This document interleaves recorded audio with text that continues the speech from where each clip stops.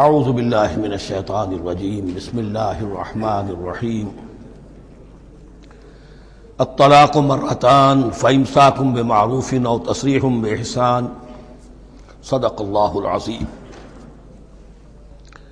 پچھلی نشست میں جو مضامین آئے تھے ان میں سے ایک کے بارے میں مجھے احساس ہوا کہ میں نے ایک بات شروع کی تھی لیکن نامکمل رہ گئی۔ آیت الاختلاف کے بارے میں نے عرض کیا تھا کہ وحدت ادیان کے فلسفے کا ایک جز صحیح ہے، ایک غلط ہے۔ صحیح جز کی وضاحت تو ہو گئی کہ یہ تمام جتنے بھی دنیا میں مذاہب ہیں اور دین ہیں یہ سب اسی دین حق سے نکلی ہوئی شاخیں ہیں۔ دین حق سے پگڈنڈیاں مڑی ہیں، صراط مستقیم سے پگڈنڈی مڑی ہے، کوئی بہت دور نکل گئی اور اس کا یوں سمجھیے کہ پہچانی ہوئی صورت بھی پہچانی نہیں جاتی، اتنی دور ہو گئی کہ اس کا اس دین حق کے ساتھ اب کوئی رشتہ نظر ہی نہیں آتا۔ کچھ اتنے دور نہیں ہوئے، قدرے قریب رہے، لیکن سب کی بنیاد ایک ہے۔ ظاہر بات ہے کہ حضرت آدم کی نسل سے بات شروع ہوئی ہے، حضرت آدم کی اولاد ایک ہی امت تھی۔ یہ تفرقے جو بھی ہوئے بعد میں ہوئے ہیں۔ تو وحدت ادیان اس اعتبار سے صحیح ہے کہ دنیا میں تمام ادیان، تمام نظام، تمام مذاہب جو ہیں وہ در حقیقت ایک ہی دین حق کی بگڑی ہوئی شکلیں ہیں، بدلی ہوئی شکلیں ہیں، لیکن اسی سے نکلی ہوئی شاخیں ہیں جنہوں نے شکلیں اپنی بدل لی ہیں۔ غلط حصہ یہ کہ اب جو یہ سب کچھ موجود ہے ان کو ایک کہنا یہ جہالت ہے۔ اب ان کو ظاہر بات ہے کہ ان کی شکلیں اتنی ہو چکی ہیں مختلف ایک دوسرے سے، اور اتنی ان میں تحریفات ہو چکی ہیں، اتنا تغیر و تبدل ہو چکا ہے کہ اب ان کو ایک کہنا موجودہ شکل میں یہ در حقیقت فتنہ ہے اور جہالت ہے۔ دوسری بات جو آخری مضمون آیا تھا 28ویں رکوع میں، دیکھیے اس کی ایک تمہید ہے، وہ سمجھ لیجئے۔ انسانی تمدن کا اہم ترین اور بنیادی ترین مسئلہ کیا ہے؟ تمدن کا ایک ہے انسانی زندگی کا مسئلہ۔ انسانی زندگی کا سب سے پہلا مسئلہ وہی ہے کہ جو حیوانی زندگی کا بھی ہے، اپنی مادی ضروریات، پیٹ کھانے کو مانگتا ہے، سب سے پہلے یہی ہے، اس میں کوئی شک نہیں۔ لیکن اس کے بعد جب دو انسان ملتے ہیں اور اس سے تمدن شروع ہوتا ہے، اس کا سب سے بڑا مسئلہ ہے انسان کی شہوت۔ اللہ نے دو جنسیں بنا دی ہیں، مرد ہیں، عورت ہیں، اور ان دونوں کے درمیان تعلق سے نسل آگے چلتی ہے۔ اب اس معاملے کو کیسے ہارنس کیا جائے، کیسے منظم کیا جائے، یہ جذبہ بہت پوٹنٹ ہے۔ جو فرائڈ نے کہا ہے، بس وہ یوں سمجھیے کہ ذرا زیادہ مرچ مسالہ لگا دیا، ورنہ اس میں کوئی شک نہیں کہ یہ بہت ہی پوٹنٹ جذبہ ہے انسان کا۔ انسٹنکٹ جو ہے، سیکس کا انسٹنکٹ، وہ بہت مضبوط ہے، بہت قوی ہے۔ لیکن جو شے جتنی قوی ہو اتنا ہی اسے پھر، جو گھوڑا جتنا منہ زور ہو اتنا ہی اس کو لگام دینا جو ہے وہ آسان نہیں ہوتا، اس کے لیے پھر مشقت کرنی پڑتی ہے۔ تو اب اگر تو اس سیکس کو اوپن کر دیا جاتا، کھلا سیکس، فری سیکس، آج کل یہ لفظ استعمال ہوتا ہے، فری سیکس، کیوس ہوتا، تمدن میں فساد ہو جاتا۔ اس کے لیے شادی کا معاملہ کہ ایک عورت کا ایک مرد کے ساتھ رشتہ رہے، سب کو معلوم ہو کہ یہ اس کی بیوی ہے، یہ اس کا شوہر ہے، تاکہ اس طریقے سے نسب کا معاملہ بھی چلے اور ایک خاندانی ادارہ وجود میں آئے۔ ورنہ تو خاندانی ادارہ بس کیسے وجود میں آئے گا؟ فری سیکس میں تو خاندانی ادارہ وجود میں آ ہی نہیں سکتا۔ تو شادی کا، نکاح کا یہ رشتہ جو ہے یہ اللہ تعالیٰ نے اختیار کیا اور یہ انسانوں کو سکھایا۔ اب اس میں مرد اور عورت کیا بالکل برابر ہیں؟ اس سے بڑی حماقت کوئی نہیں، اس لیے کہ کسی بھی ادارے کے دو برابر کے سربراہ نہیں ہو سکتے۔ اتنی موٹی بات ہے کہ اگر آپ کسی ایک محکمے کے دو ڈائریکٹر بنا دیں، بات غلط ہو جائے گی، خراب ہو جائے گی۔ ایک ڈائریکٹر، مینیجنگ ڈائریکٹر، دوسرے 10 ڈائریکٹر بنا دیجیے آپ، لیکن اوپر ایک ہوگا، جنرل مینیجر ایک ہوگا، ڈپٹی مینیجر 10 رکھ دیجیے۔ ہر ادارے میں اگر نظم قائم کرنا ہے تو ایک اوپر ٹاپ پر ہونا چاہیے۔ لہذا جب ایک مرد اور ایک عورت، مرد اور عورت انسان ہونے کے ناطے بالکل برابر ہیں، ایک ہی باپ کے نطفے سے بیٹا بھی ہے، بیٹی بھی ہے، ایک ہی ماں کے رحم میں بھائی نے بھی پرورش پائی ہے اور بہن نے بھی، اس اعتبار سے وہ برابر ہیں۔ شرف انسانیت میں، نوع انسانی کی حیثیت سے، human dignity and honour, they share both equally, absolutely equally. لیکن جب ایک مرد اور ایک عورت مل کر خاندان کے بنیاد رکھتے ہیں تو اب یہ برابر نہیں رہے۔ جیسے انسان سب برابر ہیں، لیکن چپڑاسی اور افسر برابر نہیں ہے، اس کے کچھ اور اختیارات ہیں، اس کے کچھ اور اختیارات ہیں، اس کے کچھ اور فرائض ہیں، اس کے کچھ اور فرائض ہیں۔ اس طریقے سے اس رشتے کے معاملے میں اور یہ بھی نوٹ کر لیجئے کہ یہی وجہ اس قدر تفصیل کے ساتھ سب سے پہلے احکام قرآن میں دیے جا رہے ہیں اسی آئلی قوانین کے متعلق۔ یہ کہ تمدن کی جڑ بنیاد یہ ہے، یہاں سے خاندان بنتا ہے، اور خاندانوں کے اجتماع کا نام معاشرہ ہے۔ خاندان کا نظام، اب ہمارا پاکستانی جو معاشرہ ہے، اگر ہماری 14 کروڑ تعداد ہے اس وقت، 7 افراد ایک خاندان کے اگر آپ شمار کر لیں تو آپ سمجھیے اتنے خاندان ہماری دنیا میں اس وقت موجود ہیں، 2 کروڑ خاندان ہیں، ان خاندانوں پر مشتمل ہے۔ خاندان کا ادارہ مستحکم ہوگا، معاشرہ مستحکم ہو جائے گا۔ خاندان کے ادارے میں صلاح ہوگی، فلاح ہوگی، معاشرے میں صلاح و فلاح آئے گی۔ وہاں فتور ہوگا، فساد ہوگا، بے چینی ہوگی، ظلم ہوگا، ناانصافی ہوگی، وہاں کنفلکٹس ہوں گے، میاں اور بیوی میں جو ہے جھگڑے ہو رہے ہوں گے، تو اولاد کی تو جو ہے پھر وہاں تربیت صحیح نہیں ہو سکتی، ان کی تربیت میں منفی چیزیں شامل ہو جائیں گی۔ تو یہ ساری چیزیں جس کی وجہ سے بڑی تفصیل سے قرآن مجید میں احکام دیے گئے ہیں، آئلی قوانین، ان میں جہاں تک یہ معاملات ہے، طلاق کا معاملہ ہے، اس میں برابر نہیں ہے۔ شادی کرنے میں عورت کو بھی حق ہے، وہ شادی سے انکار کر دے، جبر نہیں کیا جا سکتا۔ ایک مرتبہ وہ نکاح میں آ گئی ہے تو اب شوہر کا پلڑا بھاری ہے، شوہر اسے طلاق دے سکتا ہے، اگر ظلم کے ساتھ دے گا اللہ کے ہاں جواب دہی کرے گا اور پکڑ ہو جائے گی، لیکن اختیار ہے۔ وہ خود طلاق نہیں دے سکتی، البتہ طلاق حاصل کر سکتی ہے، خلا جسے ہم کہتے ہیں، وہ عدالت کے ذریعے سے، بڑوں کے ذریعے سے، رشتہ داروں کے ذریعے سے خلا کرے، لیکن طلاق دینے کا حق اس کو برابر نہیں ہے مرد کی طرح۔ اسی طرح اگر ایک طلاق دی تھی مرد نے اور اب یہ عدت پوری نہیں ہوئی ہے، وَبَعُولَتُهُنَّ أَحَقُّ بِرَدِّهِنَّ، اب وہ کہے تو نے طلاق دے دیا، میں تیرے گھر میں بسنے کو تیار نہیں ہوں، نہیں، اختیار مرد کا ہے، عدت کے اندر 3 مہینے کے اندر وہ اس کو واپس لے سکتا ہے، اس کو طلاق رجعی کہتے ہیں۔ یہ تمام چیزیں ایسی ہیں کہ بہرحال خواتین کو اچھی نہیں لگتی، اور آج کی دنیا میں تو جو یہ مرد و عورت کی مساوات کا سلسلہ ہے، یہ شیطان کا سب سے بڑا فلسفہ اور معاشرے میں فساد اور گندگی پیدا کرنے کا اس کا سب سے بڑا ہتھیار ہے۔ اور اب جو کچھ رہی صحیح اقدار ہماری ایشیا کے ممالک جو ہیں، زیادہ تر مسلمان ممالک ہیں، ان میں خاندانی نظام کی جو بچی کھچی شکل رہ گئی ہے، اس کو برباد کرنے کے لیے یہ قاہرہ کانفرنس اور بیجنگ کانفرنس، اس ایشیا کا گھیراؤ دونوں طرف سے، مشرق سے اور مغرب سے، کہ عورت کو آزاد کرو، عورت کو اٹھاؤ، ایمینسیپیشن کے نام پر، آزادی کے نام پر، اور مرد و عورت کی مساوات کے نام پر، تاکہ خاندانی نظام ٹوٹ کر رہ جائے، جیسے کہ ان کے ہاں ٹوٹ چکا ہے خاندانی نظام نے۔ یہ کلنٹن صاحب نے کہا تھا اپنے سال 9 کے میسج میں کہ عنقریب ہماری قوم، امریکن نیشن، بہت جلد اس کی اکثریت حرامزادوں پر مشتمل ہوگی، born out of wedlock, وہ کسی شادی کے نکاح کے نتیجے میں کوئی وجود میں نہیں آئے ہیں، زنا کے نتیجے میں وجود آئی بھی قوم ہوگی۔ 1 پیرنٹ فیملی رہ گئی ہے، ماں ہی باپ ہے اور وہی ماں ہے، اور وہ دونوں وہ جانتے ہی نہیں۔ اب وہاں بڑی ایک مہم اٹھ رہی ہے کہ ہر انسان کا حق ہے کہ اسے معلوم ہو کہ میرا باپ کون ہے۔ وہاں تو بہت سے لوگ پتہ ہی باپ کون ہے میرا، کیا پتہ۔ یہ تباہی ہے جو اس معاشرے پر آ چکی ہے، اور ہمارے ہاں بھی لوگ اسی معاشرے کی نقالی پر چل رہے ہیں۔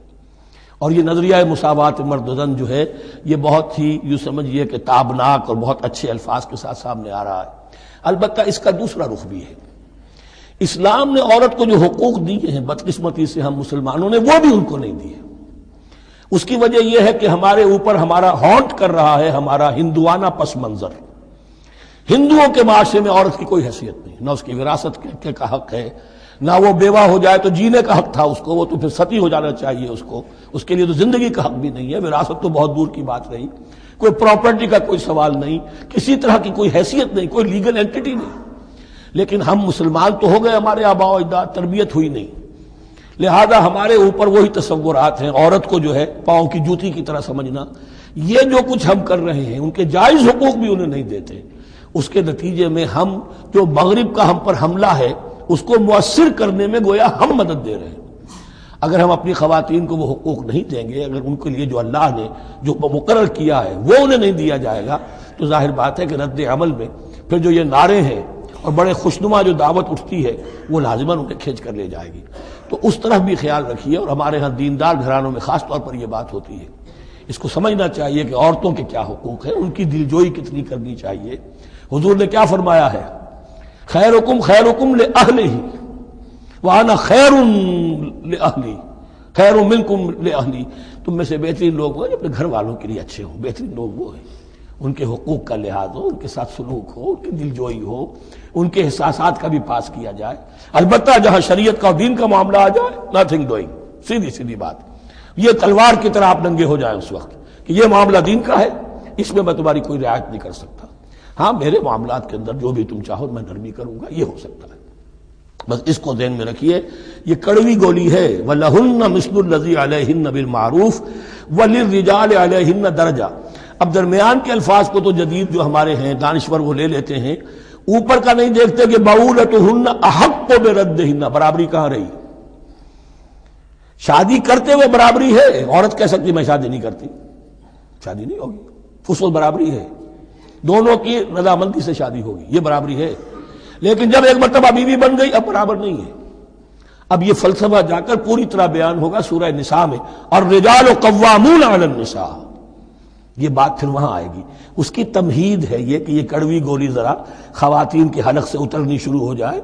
وَبَعُولَتُهُنَّ أَحَقُّ بِرَدِّهِنَّ، اور اسی طریقے سے وَلِلرِّجَالِ عَلَيْهِنَّ دَرَجَةٌ۔ البتہ اللہ نے جو ذمہ داریاں عورت کے حوالے کی ہیں، جس طرح کے اس کے فرائض ہیں ویسے ہی اس کے حقوق بھی ہیں، یہ ہے جو بات کہی جا رہی، لہن مثل الذی علیہن بالمعروف۔ اور یہ دنیا کا وہ اصول ہے کہ responsibilities and privileges they go together. کہیں آپ کا اگر ذمہ داری زیادہ تو حقوق اور اختیارات بھی زیادہ ہوں گے، ذمہ داری بہت ڈال دی، حقوق و اختیارات اتنے ہیں نہیں، آپ ذمہ داری ادا نہیں کر سکتے۔ جہاں ذمہ داری کم ہوگی وہاں حقوق و اختیارات بھی کم ہوں گے، یہ دونوں چیزیں پروپورشنیٹ چلتی ہیں۔ اب چلیے آگے، مجھے اندیشہ ہے کہ میں نے خاصا وقت اس میں لگا دیا۔ الطلاق مرتان، طلاق دو مرتبہ ہے، یعنی ایک شوہر کو دو مرتبہ طلاق دے کر اور رجوع کر لینے کا حق ہے۔ ایک دفعہ طلاق دی اور عدت کے اندر رجوع کر لیا، ٹھیک ہے، پھر طلاق دی اور عدت کے اندر رجوع کر لیا، ٹھیک ہے، تیسری مرتبہ طلاق دی اب رجوع نہیں کر سکتا۔ الطلاق مرتان، دو مرتبہ ہو سکتا ہے۔ فَإِمْسَاكٌ بِمَعْرُوفٍ أَوْ تَسْرِيحٌ بِإِحْسَانٍ، اب اس کے بعد فیصلہ کرو، یا تو روکو اس کو اپنے گھر میں تو وہ بھی نیکی کے ساتھ، بھلائی کے ساتھ، تنگ کرنے کے لیے نہیں، پریشان کرنے کے لیے نہیں، اور تسریح بِإِحْسَان، یا رخصت کر دینا ہے اچھے بھلے طریقے سے، بھلے مانسوں کی طرح خوبصورتی کے ساتھ، روکو تو بھلائی کے لیے، اور اگر رخصت کرنا ہے تو خوبصورت انداز میں۔ وَلَا يَحِلُّ لَكُمْ أَن تَأْخُذُوا مِمَّا آتَيْتُمُوهُنَّ شَيْئًا، اور تمہارے لیے ہرگز جائز نہیں ہے کہ جو کچھ تم نے انہیں دیا تھا اس میں سے کچھ بھی واپس لو، جو بھی تم نے انہیں مہر دیا تھا اس میں سے کچھ واپس نہیں لے سکتی جب تم طلاق دے رہے ہو۔ ہاں اگر عورت طلاق مانگے تو اسے اپنے مہر میں سے کچھ چھوڑنا پڑے گا، یہ دوسری بات ہے، لیکن جب بر طلاق دے رہا ہے تو پھر وہ نہیں روک اس کو اس میں سے جو بھی کچھ دیا ہو، یہاں تک کہ آیا ہے کہ اگرچہ تم نے ان کو احداہن قنطارا، سونے کے ڈھیر دیے ہوں، ان میں سے بھی کچھ نہیں لے سکتے واپس۔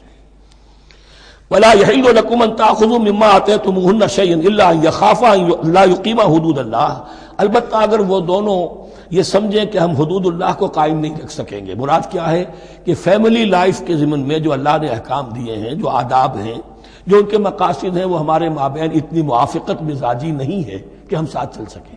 ایک عورت اگر یہ محسوس کرتی ہے فَإِنْ خِفْتُمْ أَلَّا يُقِيمَا حُدُودَ اللَّهِ فَلَا جُنَاحَ عَلَيْهِمَا فِي مَا افْتَدَتْ بِهِ، پھر اگر اس کا یہ خیال ہے کہ یہ نہیں رکھ سکیں گے تو پھر کوئی حرج نہیں ہے ان دونوں پر کہ جو کچھ دے دلا کر عورت فدیے میں اپنے آپ کو چھڑا لے، یعنی کہہ کہ ٹھیک ہے تم نے مجھے 10 لاکھ مہر دیا تھا، میں 5 لاکھ تمہیں واپس کرتی ہوں، یا تم نے 10 لاکھ کا میرا مہر رکھا تھا، میں کھلا مانگ رہی ہوں، میں صرف 5 لاکھ کا تم سے تقاضا کرتی ہوں، اسے اپنے مہر میں سے کچھ چھوڑنا ہوگا، یہ فدیہ ہے۔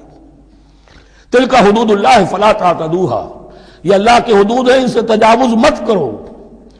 دیکھیے روزے وغیرہ کے ضمن میں فلا تقربوها، اور یہاں فلا تعتدوها، اس لیے کہ یہاں بڑے دھڑلے سے آدمی جو ہے وہ ان حدود کو پامال کر جاتے ہیں، قانون یہی رہ جاتا ہے، روح اس کی ختم ہو جاتی ہے۔ وَمَن يَتَعَدَّ حُدُودَ اللَّهِ فَأُولَٰئِكَ هُمُ الظَّالِمُونَ، اور جو اللہ کے حدود سے تجاوز کرتے ہیں وہی ظالم لوگ ہیں۔ فَإِن طَلَّقَهَا، اب اگر تیسری مرتبہ طلاق دے دی، الطلاق مرتان تو ہو چکا نا، اس کے بارے میں سارے احکام آ گئے، لیکن اب اگر دے دی مراد ہے تیسری مرتبہ، فَإِن طَلَّقَهَا فَلَا تَحِلُّ لَهُ مِن بَعْدِ حَتَّىٰ تَنكِحَ زَوْجًا غَيْرَهُ، تو اب وہ اس کے لیے جائز نہیں ہوگی جب تک کہ وہ عورت کسی اور شوہر سے شادی نہ کرے، اس کو حلالہ کہتے ہیں۔ لیکن یہ حلالہ کروانا یا کرنا اور کسی کے ساتھ یہ معاہدہ کرنا تم شادی کر لو پھر طلاق دے دینا، اس پر لعنت فرمائی ہے، حضور نے لعنت فرمائی ہے۔ اور ہمارے ہاں علم میں آتی ہے، یہ بات سننے میں آتی ہے کہ بہت سے علماء نے اس کو دھندا بنا رکھا ہے۔ حلالہ مولوی مشہور ہیں مختلف شہروں کے اندر، فَإِن طَلَّقَهَا فَلَا تَحِلُّ لَهُ مِن بَعْدُ حَتَّى تَنكِحَ زَوْجًا غَيْرَهُ فَإِن طَلَّقَهَا، پھر اگر وہ بھی دوسری شادی کی دوسری جگہ پر، اس عورت نے اس شوہر سے بھی نہیں بنی، اس نے بھی طلاق دے دی، فَلَا جُنَاحَ عَلَيْهِمَا أَن يَتَرَاجَعَا، تو اب کوئی گناہ نہیں ہوگا ان دونوں پر کہ وہ رجوع کر لیں، پہلے سابق شوہر سے شادی کر لیں۔ یعنی عورت کو شاید عقل آ گئی ہو، کوئی اسی کی زیادتی تھی کہ پہلے شوہر کے ہاں بس نہیں سکی، اب دوسری مرتبہ کا تجربہ ہو گیا تو اس کے کان ہو گیا کہ کوئی غلطی میری ہی ہے، اب شاید دوبارہ وہ اپنے شوہر کی طرف، سابقہ شوہر کی طرف رجوع کرنا چاہے تو اس کی اجازت ہے۔ ان ظنا یقیما حدود اللہ، اگر ان کو یہ یقین ہو کہ وہ اللہ کے حدود کی پاسداری کر سکیں گے۔ اللہ کے حدود جو ہیں احکام شریعت، ان کو بہرحال مد نظر رکھنا ہے اور فائق رکھنا ہے۔ وَتِلْكَ حُدُودُ اللَّهِ يُبَيِّنُهَا لِقَوْمٍ يَعْلَمُونَ، اور یہ وہ حدود ہیں اللہ کے جن کو وہ واضح کر رہا ہے، کھول کھول کر بیان کر رہا ہے ان لوگوں کے لیے کہ جو علم حاصل کرنا چاہیں۔ ترجمہ یہ ہوتا ہے عام طور پر جنہیں علم حاصل ہے، اصل میں کسی وقت فعل کو طلب فعل کے معنی میں استعمال کیا جاتا ہے عربی زبان میں، یعلمون جو جاننا چاہیں، جن کے اندر طلب ہے علم کی۔ وَإِذَا طَلَّقْتُمُ النِّسَاءَ فَبَلَغْنَ أَجَلَهُنَّ، تو جب تم لوگ اپنی بیویوں کو طلاق دو اور پھر وہ اپنی عدت پوری کر لیں، فَأَمْسِكُوهُنَّ بِمَعْرُوفٍ أَوْ سَرِّحُوهُنَّ بِمَعْرُوفٍ، تو اب چاہو تو روکو انہیں لیکن معروف طریقے سے، اور چاہو تو انہیں رخصت کر دو وہ بھی اچھے طریقے پر۔ وَلَا تُمْسِكُوهُنَّ ضِرَارًا لِتَعْتَدُوا، اور دیکھو ایسا نہ کرو کہ تم روکو انہیں تنگ کرنے کے لیے۔ اچھا ذرا اس کی میں اور خبر لوں گا رجوع کر کے، ذرا اگر تو طلاق ہو گئی تو آزاد ہو جائے گی، غصہ اتنا چڑھا ہوا ہے کہ ابھی وہ غصہ ٹھنڈا نہیں ہوا ہے، رجوع کر رہا ہے اس لیے کہ اسے اور پریشان کرو، اسے اور تکلیفیں پہنچاؤ۔ تو اب یہ کیا ہوا، قانون تو اجازت دے رہا ہے لیکن تم نے قانون کا مذاق اڑایا، تم نے اللہ کی دی ہوئی اس اجازت کا ناجائز استعمال کیا۔ ہاں اگر بسانے کا واقعی ارادہ ہو گیا ہے تو ضرور تم رجوع کر لو، رجوع کا حق تمہیں ہے، لیکن اگر یہ نہیں ہے، پریشان کرنا ہے، فلا تمسکوہن ولا تمسکوہن ضرارا لتعتدوا، ضدم زدہ ان پر زیادتی کرنے کے لیے، ستانے کے لیے۔ ومن یفعل ذلک فقد ظلم نفسہ، اور جو کوئی بھی یہ کام کرے گا اس نے اپنی جان پر ظلم ڈھایا۔ ولا تتخذوا آیات اللہ ہزوا، اور دیکھو اللہ کی آیات کو مذاق اور کھیل نہ بنا لو، ٹھٹھا نہ بنا لو۔ یہ اچھی طرح جان لیجئے، لا از لا and there can be law which has no flaw. Flawless law is impossible. اس لیے تقوی، اللہ کا خوف ہر جگہ پر بار بار، ورنہ تم اللہ کی شریعت کا تماشا بنا دو گے، ٹھٹھا بنا دو گے۔ ولا تتخذوا آیات اللہ ہزوا واذکروا نعمت اللہ علیکم، اور یاد کرو، ذکر کرو، شعور کرو اللہ کے انعامات کا جو تم پر ہوئے ہیں۔ وما انزل علیکم من الکتاب والحکمت، اور جو اس نے نازل فرما دی ہے تم پر اپنی کتاب، اپنی شریعت اور حکمت، یعظکم بہ، اس کے ذریعے سے تمہیں نصیحت کر رہا ہے، سیدھا راستہ بتا رہا ہے۔ واتقوا اللہ، اللہ کا تقوی اختیار کرو۔ واعلموا ان اللہ بکل شیء علیم، اور جان لو کہ اللہ تعالیٰ کو ہر چیز کا حقیقی علم حاصل ہے۔ وَإِذَا طَلَّقْتُمُ النِّسَاءَ فَبَلَغْنَ أَجَلَهُنَّ فَلَا تَعْضُلُوهُنَّ أَن يَنكِحْنَ أَزْوَاجَهُنَّ إِذَا تَرَاضَوْا بَيْنَهُم بِالْمَعْرُوفِ، اور جب تم عورتوں کو، اپنی عورتوں کو طلاق دے دو پھر وہ اپنی عدت پوری کر لیں، تو مت آڑے آؤ اس میں کہ وہ عورتیں پھر نکاح کر لیں اپنے سابق ازواج سے، اذا تراضوا بینہم بالمعروف، جبکہ وہ آپس میں رضامند ہو جائیں بھلے طریقے پر۔ یعنی اگر طلاق مغلظ نہیں ہے، دیکھیے ایک طلاق ہوتی ہے بائن، پہلی طلاق دوسری طلاق، یہ جب تک عدت ختم نہیں ہوئی طلاق رجعی کہلاتی ہے، اس کے دوران شوہر کو رجوع کرنے کا حق ہے۔ عدت پوری ہو گئی، اب یہ بائن ہو گئی، اب شوہر اور بیوی کا جو رشتہ ہے ٹوٹ گیا۔ اب اگر نکاح ہوگا تو دوبارہ ہوگا، اس میں عورت کی مرضی کو دخل ہے، عدت کے اندر عورت کی مرضی کو دخل نہیں ہے، لیکن عدت کے بعد اب عورت کو اختیار ہے، اب تو نکاح ثانی ہوگا، سوائے طلاق مغلظ کے۔ تیسری طلاق اگر ہو گئی ہے تو پھر جب تک اس کا نکاح کسی اور سے نہ ہو جائے، وہ بھی طلاق دے دے، تو ان کے درمیان نکاح نہیں ہو سکتا۔ گویا کہ یہ دو طلاقوں کے بعد اگر پھر یہ لوگ جبکہ طلاق بائن ہو چکی ہو وہی عورت وہی مرد پھر نکاح کرنا چاہیں تو اب تم آڑے مت آؤ. ہوتا کیا ہے، عورت کے بھائی ہیں، اب انہیں غصہ چڑھا ہوا، اس بدماش نے یہ کچھ کیا تھا، اس نے تمہیں ایسے ایسے ستایا تھا، اس نے یہ کیا تھا، اب تمہیں ہم شادی نہیں کرنے دیں گے اس کے ساتھ. نہیں، یہ کام تمہارا نہیں ہے. اگر وہ اذا تراضوا بینہم، اگر وہ باہم راضی ہو جائیں تو تم اب ان کے آڑے مت آؤ. بالمعروف ذالک یوعظ بہ من کان منکم یؤمن باللہ والیوم الآخر. یہ وہ چیزیں ہیں جن کی نصیحت کی جا رہی ہے تم میں سے ان کو جو واقعتاً ایمان رکھتے ہو اللہ پر اور یوم آخر پر. ان کے اندر ایمان ہی نہیں ہے، ان کے لیے یہ سارا جو ہے بھینس کے آگے بین بجائے جاؤ کیا حاصل ہے؟ وہ تو پھر اس کو کوئی فائدہ نہیں پہنچے گا. ذالک یوعظ بہ من کان منکم یؤمن باللہ والیوم الآخر ذالکم ازکی لکم واطہر. یہ طریقے جو ہیں تمہارے لیے زیادہ پاک ہیں، زیادہ عمدہ ہیں. واللہ یعلم وانتم لا تعلمون، اللہ جانتا ہے تم نہیں جانتے. اپنی عقل کو مقدم نہ رکھو، یہ اللہ کا علم ہے. اسی نے عورت کو بنایا، اسی نے مرد کو بنایا. اسے مرد بھی عزیز ہے، عورت بھی عزیز ہے. الخلق عیال اللہ، حضور نے فرمایا تمام مخلوق اللہ کے کنبے کے مانند ہے. اللہ کو تو اپنا ہر انسان مرد ہو یا عورت ہو محبوب ہے، پسندیدہ ہے، اس کی تخلیق ہے، اس کا شاہکار ہے. لیکن یہ کہ وہ جانتا ہے کہ عورت کے کیا حقوق ہونے چاہیے، مرد کے کیا ہونے چاہیے. لہذا واللہ یعلم وانتم لا تعلمون. والوالدات یرضعن اولادہن حولین کاملین. اور والداؤں کے لیے، ماؤں کے لیے ضروری ہے کہ وہ اپنی اولاد کو 2 سال دودھ پلائیں پورا. یہ خاص طور پر یہاں تذکرہ ہو رہا ہے جب طلاق کا مسئلہ ہو. اب طلاق ہو گئی، شوہر تو علیحدہ ہو گیا. شوہر کہتا ہے بھائی میرا بچہ تو میرا ہے، قانوناً تو اولاد شوہر کی ہوتی ہے، لیکن تم اسے دودھ پلاؤ. تو 2 سال تک وہ عورت انکار نہیں کر سکتی، دودھ پلائے گی. لمن اراد ان یتم الرضاعہ، جو شخص چاہے کہ یہ رضاعت پوری کروائے اپنی سابقہ مطلقہ بیوی سے. وعلی المولود لہ رزقہن وکسوتہن بالمعروف. لیکن اس عرصے کے لیے جس کی وہ اولاد ہے، یعنی شوہر جو سابق ہے، اس کے ذمے ہے اس کا رزق اور اس کا لباس، جسے ہم نان نفقہ کہتے ہیں. 2 سال اگر اس نے دودھ پلانا ہے، اس ماں نے، مطلقہ ماں نے اپنے طلاق دینے والے شوہر کے بیٹے کو یا بیٹی کو، تو اب اس عرصے کے دوران اس کا نان نفقہ اس کے ذمے ہے، باپ کے ذمے ہے. بالمعروف، بڑے طریقے سے. یعنی یہ کہ ایسا نہ ہو کہ ہے تو کروڑ پتی لیکن اب وہ اس کو بیوی کو مطلقہ کو وہ دینا چاہے نان نفقہ اپنی خادماؤں کی طرح کا. نہیں، وہ ہونا چاہیے معروف طریقے پر. لا تکلف نفس الا وسعها، کسی پر ذمہ داری نہیں ڈالی جاتی مگر اس کی وسعت کے مطابق.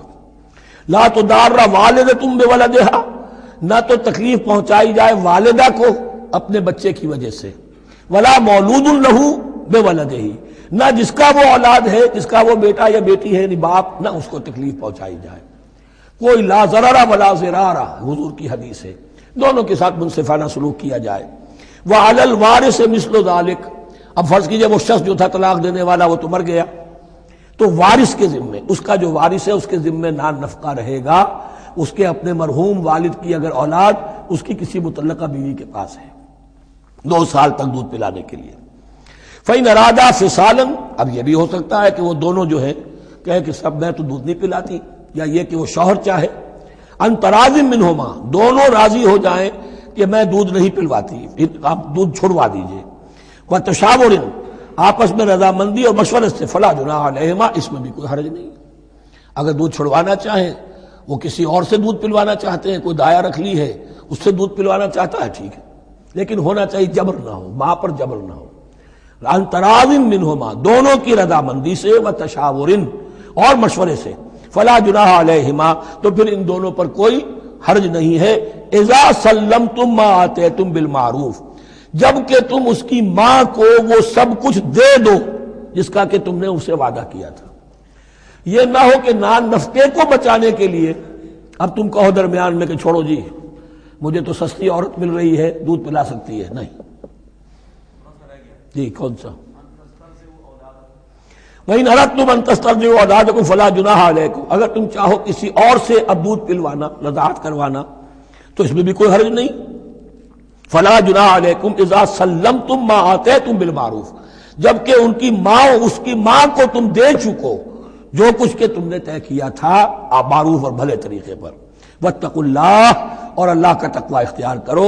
واعلموا ان اللہ بما تعملون بصیر، اور جان لو کہ جو کچھ تم کر رہے ہو اللہ اسے دیکھ رہا ہے. والذین یتوفون منکم ویذرون ازواجا، اور وہ کہ جو تم میں سے وفات پا جائیں اور وہ چھوڑ جائیں بیویاں.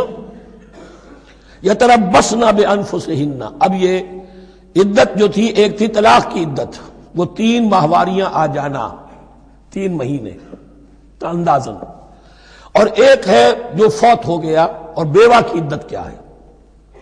والذین یتوفون، جو تم میں سے وفات دے دیے جائیں، منکم تم میں سے، ویذرون ازواجا، پیچھے بیویاں چھوڑ گئے ہوں، یتربصن بانفسہن 4 اشہر وعشرا، وہ روکے رکھیں اپنے نفسوں کو 4 مہینے اور 10 دن.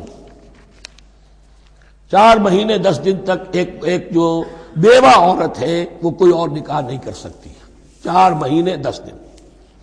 فَإِذَا بَلَغْنَ أَجَلَهُنَّ، اور جب وہ اپنی اس مدت تک پہنچ جائیں، یعنی پوری ہو گئی مدت عدت کی، فَلَا جُنَاحَ عَلَيْكُمْ فِي مَا فَعَلْنَ فِي أَنفُسِهِنَّ، تو اب تم پر کوئی گناہ نہیں ہے اس معاملے میں جو وہ اپنے بارے میں کریں. اب وہ آزاد ہیں، نکاح کر سکتی ہیں. اب تم روکنا چاہو، ہماری ناک کٹ جائے گی، یہ بیوہ بیٹھ نہیں سکی، اس سے رہا نہیں گیا، نہیں، غلط بات، تمہارا کوئی اختیار نہیں. لا جناح علیکم فیما فعلن فی انفسہن بالمعروف، کریں نیک طریقے سے، بھلے طریقے سے، شریعت کے مطابق، قواعد شریعت کے مطابق، تو تمہارا اختیار نہیں ہے کہ روکو. واللہ بما تعملون خبیر، اور جو کچھ تم کر رہے ہو اللہ اس سے باخبر ہے. ولا جناح علیکم فیما عوضتم بہ من خدمۃ النساء واکننتم فی انفسکم، اب یہ انہی بیواؤں کا ذکر ہو رہا ہے. تم پر کوئی حرج نہیں ہے کہ جو تم اشارے میں کوئی بات اور پیغام دینا چاہو کسی بیوہ کو، اشارے کنائے میں، لیکن یہ کہ اس میں عدت کے دوران نکاح تو نہیں ہو سکتا. اشارے کنائے میں یہ کچھ بات کہی جا سکتی ہے کہ مجھے دلچسپی ہے، شاید میں کوئی بھی طریقہ اختیار کیا جائے. او اکننتم فی انفسکم، یا اپنے دلوں میں چھپائے رکھو، تو اللہ کو کوئی اعتراض نہیں.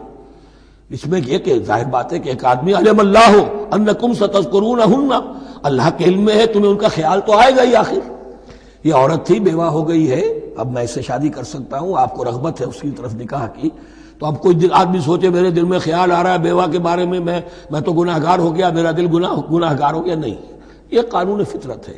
علم اللہ انکم ستذکرونہن، اللہ کے علم میں ہے ان کا خیال تو تمہیں آئے گا ہی.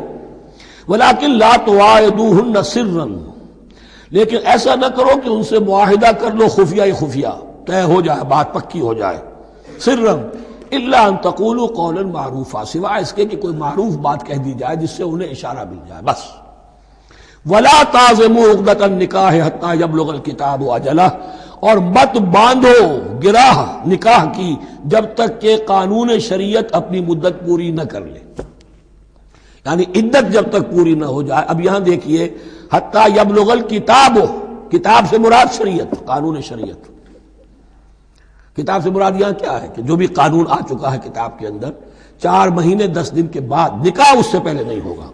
وَاعْلَمُوا أَنَّ اللَّهَ يَعْلَمُ مَا فِي أَنفُسِكُمْ فَاحْذَرُوهُ، اور جان لو کہ اللہ خوب جانتا ہے جو تمہارے دلوں میں ہے، پس اس سے ڈرو، اس کی پکڑ سے بچو.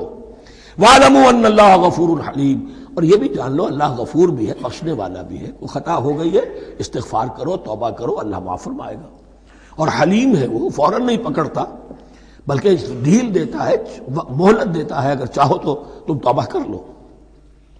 لا جناح علیکم ان طلقتم النساء ما لم تمسوهن او تفرضوا لهن فریضہ، تم پر کوئی گناہ نہیں ہے کہ تم ایسی بیویوں کو طلاق دے دو کہ جن کو نہ تو تم نے اب تک چھوا ہو اور نہ ان کے لیے مہر مقرر کیا ہو. یہ ہو جاتا تھا نکاح جو ہے بچپن میں بھی کر دیے جاتے تھے، لیکن ابھی کوئی نوبت نہیں آئی ہے، نکاح تو ہو گیا لیکن نہ کوئی مہر مقرر ہوا ہے، نہ کوئی ان کی ملاقات ہوئی ہے. تو اگر ایسا کرو گے تو تم طلاق دے سکتے ہو. وَمَتِّعُوهُنَّ، لیکن شرافت کا تقاضا یہ ہے کہ جو لڑکی تم سے منسوب رہی ہے، اب اگر وہ رشتہ توڑ رہے ہو تو اسے کچھ دے دلا کر، اسے کچھ نہ کچھ متاع، کچھ سامان دنیاوی دے کر. مَتِّعُوهُنَّ عَلَى الْمُوسِعِ قَدَرُهُ وَعَلَى الْمُقْتِرِ قَدَرُهُ، جو وسعت والا ہے، جس کو کشائش حاصل ہے، غنی ہے، وہ اپنی حیثیت کے مطابق، اور جو تنگ دست ہے وہ اپنی حیثیت کے مطابق. متاعا بالمعروف، اور یہ ساز و سامان دینا جو ہے یہ بھی بھلے انداز میں ہو، ایسا نہ ہو جو خیرات دی جا رہی ہو. حقا علی المحسنین، یہ حق ہے محسنین پر، یہ سمجھے کہ ہم پر اللہ تعالیٰ کی طرف سے عائد کردہ یہ ذمہ داری ہے۔ وَإِن طَلَّقْتُمُوهُنَّ مِن قَبْلِ أَن تَمَسُّوهُنَّ وَقَدْ فَرَضْتُمْ لَهُنَّ فَرِيضَةً، اور اگر دوسری شکل یہ ہے کہ تم نے طلاق دی ایسی بیوی کو کہ جس کو تم نے چھوا تو نہیں ہے لیکن مہر مقرر ہو چکا تھا، فَنِصْفُ مَا فَرَضْتُمْ، تو اب آدھا مہر جو ہے جو تم نے فرض کیا تھا، جو طے کیا تھا، اس کا آدھا تو تمہیں دینا ہی دینا ہے۔ الا یعفون، الا یہ کہ وہ معاف کر دیں، ہمیں آدھا بھی نہیں چاہیے، یا چلیے ہمیں چوتھائی دے دیجئے، او یعفو الذی بیدہ عقدۃ النکاح، یا وہ اس کے اندر جو ہے سخاوت سے کام لے کہ جس کے ہاتھ میں نکاح کی گرہ ہے، گرہ تو مرد کے ہاتھ میں ہے، وہ کھول سکتا ہے، عورت طلاق دے نہیں سکتی، لہذا کیوں نہ ایسا کرو کہ تم پورا ہی مہر دے دو۔ فرمایا وَأَن تَعْفُوا، اگر تم درگزر کرو اور زیادہ دو، اقرب للتقوی، یہ تقوی سے قریب تر ہے، وَلَا تَنْسَبُوا الْفَضْلَ بَيْنَكُمْ، اپنے مابین احسان کرنا مت بھولو، اور اپنے مابین جو فضیلت اللہ نے تمہیں دی ہے عورتوں پر اس کو مت بھولو۔ تمہارا پھر ایٹیچیوڈ بھی ایسا ہونا چاہیے کہ تم اپنے بڑے ہونے کے حساب سے ان کے ساتھ نرمی کرو، ان کو زیادہ دو، ان کو جتنا بھی مہر مقرر کیا تھا اس سے بھی زیادہ دے دلا کے رخصت کرو۔ قانون میں تو صرف مہر ہوگا، البتہ قانون یہی ہے کہ اگر انہیں چھوا نہیں ہے، مقاربت نہیں ہوئی ہے، لیکن یہ کہ مہر مقرر ہو چکا تھا تو آدھا مہر تو لازماً دینا ہے، آدھا بھی یہ چھوڑ سکتی ہے عورت، لیکن تمہارے لیے بہتر ہے کہ تم پورا دو یا اور زیادہ دو۔ ان اللہ بما تعملون بصیر، یقیناً جو کچھ تم کر رہے ہو اللہ دیکھ رہا ہے۔ حافظوا علی الصلوات والصلاۃ الوسطی، محافظت کرو پوری طرح، چوکس ہو کر، چوکنے ہو کر تمام نمازوں کی، اور خاص طور پر صلاۃ وسطیٰ کی۔ یعنی بار بار جو آ رہا ہے جان لو اللہ جانتا ہے، جان لو اللہ دیکھ رہا ہے، جو کچھ تم کر رہے ہو اللہ کی نگاہ میں ہے، جو کچھ تم کر رہے ہو اللہ باخبر ہے، یہ سارا کچھ جو ہے یہ اللہ کی یاد ذہن میں برقرار رکھنے کے لیے تمہیں نماز دی گئی ہے۔ 5 وقتہ تم حاضر ہو، دنیا کے کاروبار سے نکلو اور آ کر پھر عہد اللہ سے اپنا جو ہے، یہ جو حفیظ کا ایک شعر ہے، آؤ سجدے میں گرے لوح جبی تازہ کریں، سرکشی نے کر دیے دھندلے نقوش بندگی، آؤ سجدے میں گرے لوح جبی تازہ کریں۔ یہاں پر جو ہمارا بندگی کا نقش تھا سرکشی کی وجہ سے وہ دھندلے ہو گئے ہیں، سرکشی نے کر دیے دھندلے نقوش بندگی، آؤ سجدے میں گرے لوح جبی تازہ کریں، کہ پھر اس پر اللہ تعالیٰ کے ساتھ جو عہد کیا ہے ایاک نعبد و ایاک نستعین اسے پھر تازہ کریں۔ حافظوا علی الصلوات والصلاۃ الوسطی، صلاۃ وسطیٰ کے بارے میں بہت سے اقوال ہیں، لیکن عام طور پر اس سے مراد عصر کی نماز لی گئی ہے۔ دن میں 2 نمازیں اس سے پہلے ہیں، فجر ہے، ظہر ہے، 2 پھر بعد میں ہے، مغرب ہے، عشاء ہے۔ وقوموا للہ قانتین، اور کھڑے ہوا کرو اللہ کے سامنے پورے ادب کے ساتھ، یعنی ایک تو رکوع ہے جس میں جھکنا ہے، سجدہ ہے جھکنے کی انتہا ہے، قیام بھی قنوت کے ساتھ ہو، معلوم ہو کہ ایک بندہ اپنے آقا کے سامنے کھڑا ہے، اس کے کھڑے ہونے کے انداز میں بھی معلوم ہو کہ تواضع ہے، عجز ہے۔ فَإِنْ خِفْتُمْ فَرِجَالًا أَوْ رُكْبَانًا، اور اگر تم خوف کی حالت میں ہو تو چاہے پیادہ چلتے ہوئے، سفر کرتے ہوئے، دشمن پیچھا کر رہا ہے، آپ کہیں جا رہے ہیں تو چاہے اب رکیں گے نماز پڑھیں گے تو وہ تعاقب میں قریب آ جائے گا تو رجالن چلتے ہوئے، یا کہیں جلدی جانا ہے اور وہاں پر ابھی فوری طور پر حملہ کرنا ہے تو اس میں یہ ہے کہ جنگ کی حالت میں یہ رعایتیں ہیں، چلتے ہوئے اور رکبانہ یا سوار ہونے کی حالت میں بھی نماز پڑھی جا سکتی ہے۔ فَإِذَا أَمِنْتُمْ، لیکن پھر جب امن میں ہو جاؤ، فَاذْكُرُوا اللَّهَ كَمَا عَلَّمَكُمْ، پھر اللہ کو یاد کرو جیسے کہ تمہیں اس نے سکھایا ہے۔ کس نے سکھایا ہے؟ محمد الرسول اللہ نے۔ صلو کما رأیتمونی اصلی، نماز پڑھو جیسے کہ تم مجھے دیکھتے ہو میں نماز پڑھتا ہوں، وہ ہے اللہ کا سکھایا ہوا۔ اس لیے کہ یہ بھی ثابت ہے روایات سے کہ حضرت جبرائیل نے آ کر حضور کو نماز پڑھائی ہے، 2 دن پڑھائی ہے، ایک دن 5 نمازیں اول وقت میں پڑھائیں، دوسرے دن 5 نمازیں آخری وقت میں پڑھائیں، اور بتا دیا کہ ان نمازوں کا وقت ان اوقات کے دوران ہے۔ تو معلم جو ہے حضور کے نماز کے معاملے میں حضرت جبرائیل ہے، اور اب حضور جو ہے پوری امت کے لیے معلم ہے۔ فَإِذَا أَمِنْتُمْ فَاذْكُرُوا اللَّهَ كَمَا عَلَّمَكُم مَّا لَمْ تَكُونُوا تَعْلَمُونَ، جو کہ تم نہیں جانتے تھے اللہ نے تمہیں سکھایا ہے۔ وَالَّذِينَ يَتَوَفَّوْنَ مِنكُمْ وَيَذَرُونَ أَزْوَاجًا، اور پھر دوبارہ لوٹ کر معاملہ آ رہا ہے بیواؤں کا، اور جو لوگ تم میں سے وفات دے دیے جائیں اور وہ چھوڑ جائیں پیچھے بیویاں، وصیۃ لازواجہم متاعا الی الحول غیر اخراج، تو ان کی بیویوں کے لیے وصیت لازماً، اپنی بیویوں کے لیے وصیت لازماً کریں 1 سال تک کے لیے نان نفقے کی، اور بغیر اس کے کہ انہیں گھروں سے نکالا جائے۔ اب یوں سمجھیے اس کو، ایک شخص فوت ہوا، 4 بیویاں ہیں، ایک کے ہاں اولاد تھی، بیٹا تو اسی کا ہے، باقی 3 تو اس کی جو ہیں سوتیلی مائیں ہیں۔ ایک ماں کو تو وہ اپنی ماں سمجھ کر اس کی خدمت کرے گا، باقی 3 کو لائبلٹی سمجھے گا۔ تو فرمایا ایسا نہ ہو کہ فوراً نکال دو کہ جاؤ اپنا راستہ لو، جس سے تمہاری شادی تھی وہ گیا۔ 1 سال کے لیے انہیں گھر سے نہ نکالا جائے اور ان کا نان نفقہ دیا جائے۔ لیکن یہ بھی اصل میں تھا وصیت کا، جب یہ جو قانون آئے گا وراثت کا تو اس سے پہلے کے لیے ہے۔ جیسے کہ والدین کے لیے کہا گیا تھا وصیت کرو، ایسے بیویوں کے لیے بھی کرو۔ جب ان کا حق آ گیا، اس لیے کہ شوہر مر گیا ہے تو بیوی کا حق ہے اس کی وراثت میں، بیوی مر گئی ہے شوہر کا حق ہے اس کی وراثت میں، تو وہ تو وراثت کے اندر حق معین ہو گیا، تو اب یہ وصیت کی ضرورت نہیں۔ اور اسی طرح 1 سال کا نفقہ نہیں ہے، اب نفقہ جو ہے وہ صرف عدت کے دوران کا ہے، جو ہم اس سے پہلے پڑھ چکے ہیں۔ فَإِنْ خَرَجْنَ فَلَا جُنَاحَ عَلَيْكُمْ فِي مَا فَعَلْنَ فِي أَنفُسِهِنَّ، لیکن اگر وہ خود نکل جائیں، ظاہر بات ہے کہ عدت ہوتی 4 مہینے 10 دن، اب تم سال بھر روکو گے تو نہیں ان کو، اگر وہ شادی کر کے کہیں اور جا کے بسنا چاہیں تو تم پر کوئی الزام نہیں آئے گا، جو کچھ وہ کرتی ہیں اپنی جانوں کے بارے میں معروف ہو، بھلے طریقے پر، معروف طریقے پر۔ واللہ عزیز الحکیم، اور یقیناً اللہ تعالیٰ زبردست ہے، حکمت والا۔ وللمطلقات متاع بالمعروف، اسی طرح مطلقات کے لیے بھی ساز و سامان زندگی کی ضروریات ہے معروف طریقے پر، حقا علی المتقین، لیکن یہ ہے عدت کے وقت تک کے لیے۔ اسی معاملے میں شاہ بانو کیس میں ایک جو فیصلہ دیا تھا، یہ کلکتہ ہائی کورٹ نے، اس پر پھر ہندوستان میں ایجیٹیشن ہوا۔ اس نے یہ فیصلہ دیا تھا کہ کوئی مسلمان اپنی بیوی کو طلاق دے دے تو اب وہ بیوی اگر تو دوسری شادی کر لے تب تو بات دوسری ہے، ورنہ جب تک زندہ رہے گی اس طلاق دینے والے پر اس کا نان نفقہ جو ہے رہے گا پوری زندگی تک۔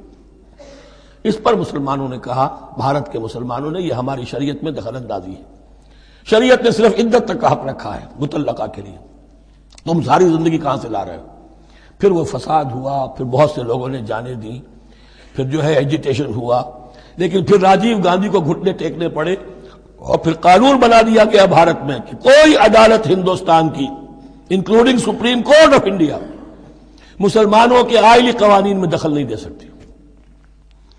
میں سلام کیا کرتا ہوں مسلمانان بھارت کو، ہمارے ہاں ایک ڈکٹیٹر نے، فوجی ڈکٹیٹر نے آئلی قوانین بنائے، جنہیں سنیوں نے، شیعوں نے، اہل حدیث نے، بریلویوں نے، دیوبندیوں نے اور جماعت اسلامی کی ٹاپ کی قیادت سب نے یہ کہا کہ یہ غلط قوانین ہیں، اور وہ آج تک چل رہے ہیں۔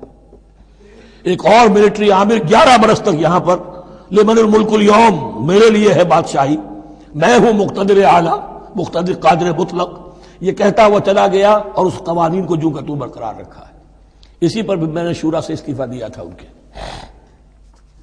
لیکن مسلمانوں نے وہاں پر یہ بات بھی نہیں ہونے دی کہ جب قرآن شریعت کا حکم جو ہے وہ یہ ہے کہ مطلقہ کو عدت تک کے لیے نان نفقہ ہے تو ساری زندگی کا کوئی معاملہ نہیں۔ کذالک یبین اللہ لکم آیاتہ لعلکم تعقلون، اسی طرح اللہ تعالیٰ تمہارے لیے اپنی آیات کو واضح کر رہا ہے تاکہ تم عقل سے کام لو اور سمجھو۔ اب جو 2 رکوع اگلے آ رہے ہیں یہ بڑے اہم ہیں اس اعتبار سے کہ یہ تاریخ بنی اسرائیل کا غزوہ بدر ہے جس کا تذکرہ ہوگا۔ میں ایک بات آپ کو بنی اسرائیل کی تاریخ کی بتا چکا ہوں کہ جب حضرت موسیٰ کے انتقال کے بعد یوشع ابن نون کی سرکردگی میں انہوں نے جہاد کیا، قتال کیا تو فلسطین فتح ہو گیا، لیکن انہوں نے چھوٹی چھوٹی حکومتیں 12 بنا لی اور آپس میں لڑتے بھی رہے۔ لیکن 300 برس کے بعد پھر صورتحال پیدا ہوئی، وہ واقعہ ہوگا جو اب سامنے آ رہا ہے کہ جب ان کے اوپر دنیا تنگ ہو گئی، آس پاس کے جو کافر اور مشرک لوگ تھے انہوں نے انہیں دبا لیا، بہت سو کو ان کے گھروں سے، ان کے ملکوں سے نکال دیا، تو پھر تنگ آ کر انہوں نے کہا اس وقت کے نبی سے کہ ہمارے لیے کوئی بادشاہ بنا دیجئے، سپہ سالار بنا دیجئے، اب ہم اللہ کی راہ میں جنگ کریں گے۔ تو وہ جو جنگ ہوئی ہے طالوت اور جالوت کی، اس جنگ کے بعد سے خلافت راشدہ شروع ہوئی ہے دور بنی اسرائیل کی۔ گویا کہ خلافت راشدہ دور بنی اسرائیل کی 300 برس بعد آئی ہے ان کے رسول کے انتقال کے۔ جبکہ خلافت راشدہ اس امت مسلمہ کی متصل ہے رسول اللہ صلی اللہ علیہ وسلم کے زمانے کے ساتھ، اس لیے کہ صحابہ نے جانیں دیں، خون دیا، قربانیاں دیں، اور اس کے نتیجے میں حضور کی زندگی ہی میں دین غالب ہو گیا، اسلامی ریاست قائم ہو گئی۔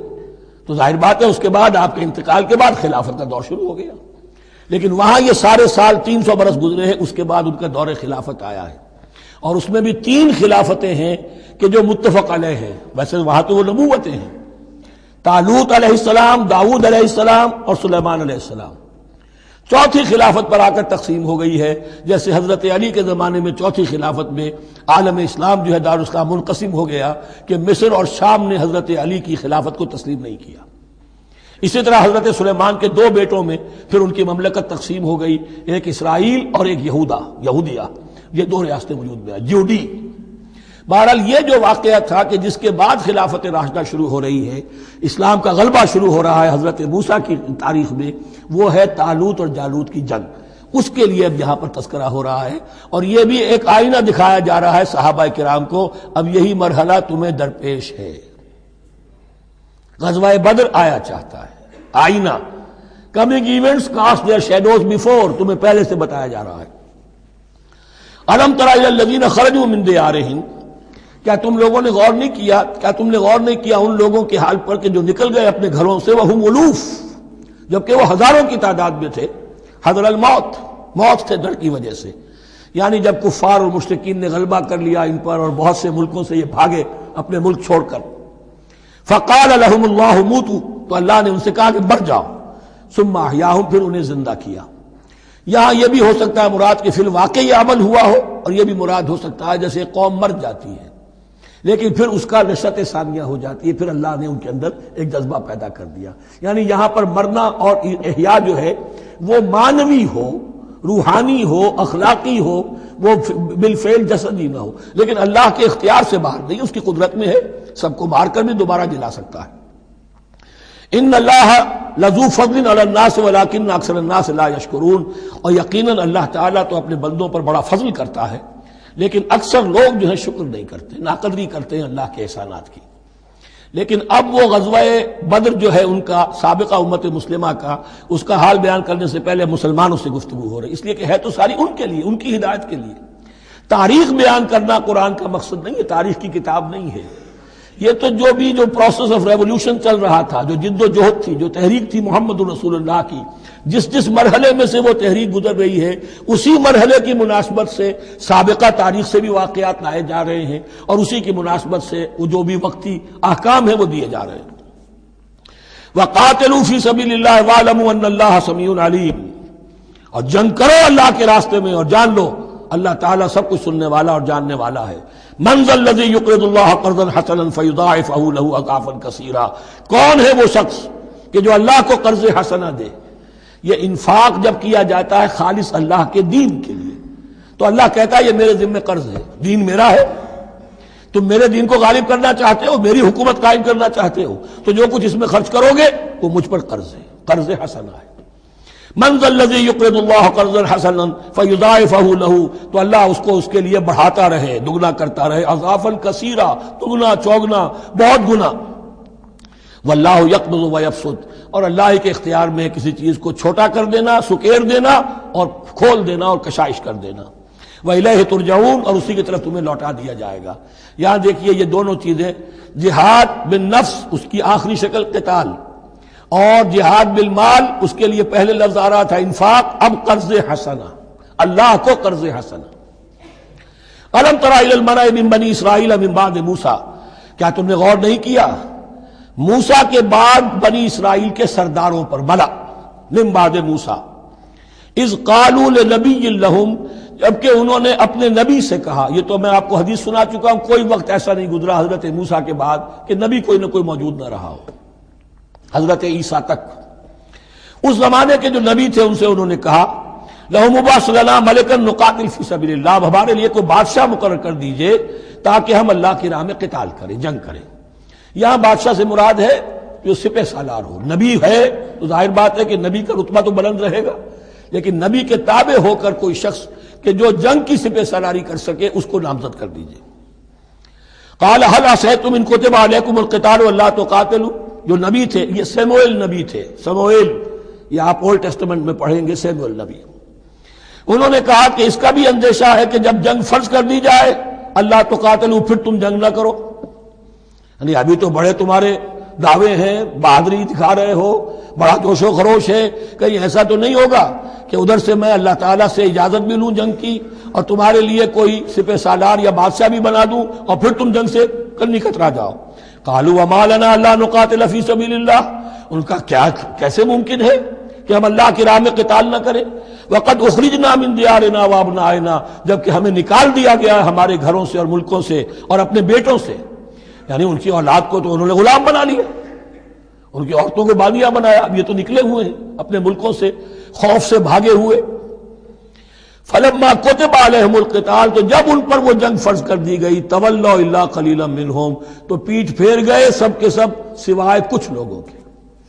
یہ گویا کہ تنبیہ کی جا رہی ہے، مسلمانوں تم بھی بہت کہتے رہے ہو کہ حضور ہمیں جنگ کی اجازت ملنی چاہیے، ہم کب تک یہ ظلم سہیں گے، لیکن ایسا نہ ہو، دیکھو اب جب جنگ کا حکم آئے، اب پڑھ چکے ہم وہ آیت کتب علیکم القتال وہو کرہ لکم، اب اچھی نہیں لگ رہی جنگ، جان تو پیاری ہے، تو اب دکھا دیا گیا وہاں بھی یہ ہوا۔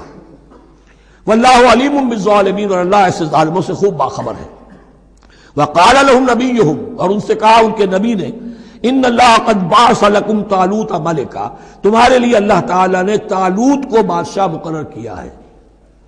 ان کا نام تورات میں آیا ہے سول یا ساؤل، SAUL۔ اب یہ سمجھ میں نہیں آتا، ہو سکتا ہے کہ اصل نام ساؤل ہو، لیکن چونکہ وہ بہت قداور تھے، طول قداور، اس لیے ان کا ایک صفاتی نام ہو طالوت۔ قرآن مجید نے صفاتی نام لیا ہے کہ وہ بہت قداور تھے۔ قالوا انا یکون له الملک علینا، اب انہوں نے کہا کیسے ہو سکتا ہے کہ اسے بادشاہت ملے ہمارے اوپر، ونحن احق بالملک منہ، ہمیں زیادہ حق حاصل ہے اس کے مقابلے میں کہ ہمیں بادشاہی دی جائے۔ ولم یؤت سعۃ من المال، وہ تو مفلس ہے، اسے تو اللہ نے کوئی زیادہ دولت دی نہیں ہے، کیونکہ ان کے معیار تو یہی تھے، جو دولت مند ہے وہی صاحب عزت ہے۔ قال ان اللہ اصطفاہ علیکم، اب نبی نے کہا اب جو چاہو کہو، اللہ نے اس کو چن لیا ہے تم پر، یہ فیصلہ اب ہو چکا، اللہ کا فیصلہ ہے، ڈیوائن ججمنٹ ہے، ڈیوائن ڈیسیژن ہے، کین ناٹ بی ریووکڈ۔ وزادہ بسطۃ فی العلم والجسم، اور اسے کشادگی عطا کی ہے علم اور جسم دونوں چیزوں میں، قداور ہے، طاقتور ہے، اور اسی طریقے سے علم اور فہم دیا ہے۔ تم دولت دیکھتے ہو، اللہ نے چنا ہے ان دو چیزوں کی بنا پر، جسمانی طاقت، جسمانی قوت، اس دور میں ظاہر بات ہے اس کی بہت ضرورت تھی، اور دوسرے یہ کہ اسے علم دیا ہے، فہم دیا ہے، سمجھ دی ہے، دانش دی ہے۔